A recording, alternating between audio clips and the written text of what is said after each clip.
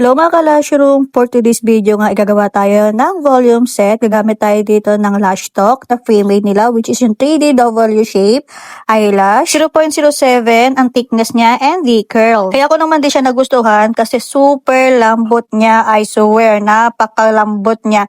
As you can see, na malambot talaga siya. Sigurado ako sa mga kapwa ko lash artist dyan, magugustuhan nyo to. Yung gagamitin ko dito na tweezer ay sa Lash Stock 10. Ayan, hindi ko na din siya tinigilan kasi nga ang ganda niya rin gamitin, promise. Syempre, pati lash glue ay i-share ko rin sa inyo kung anong gagamitin ko dito. So, ang gagamitin ko rito ay yung sa glue. In fairness sa lash glue na to, simula nung ginamit ko to, hindi ko rin siya tinigilan. Perfect din to sa mga beginners. Alam niyo ba mga ka-Lashroom, ang ginamit ko dito na primer ay yung sa Jenny Lash. Pero 'di ba, nagulat ako, perfect din pala silang combination. Kapit na kapit din talaga siya. As a lash artist, dapat nag-explore din tayo. At ito na nga mga ka-Lashroom, tapos na tayo dito for the brush na lang ang person para malaman ko din kung may matatanggal ba sa ginawa natin para at least kung may matanggal ay magagawan ko kagad ng paraan. At kung may mga sumasabit ay maaayos din agad. Anyway, share ko lang sa inyo, may nag-comment doon sa isa nating video. So ito yung comment niya, "Hi po, magpa-giveaway ka na po." So yun ang sabi niya.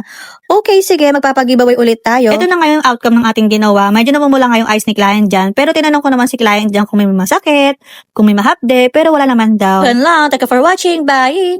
Mwah!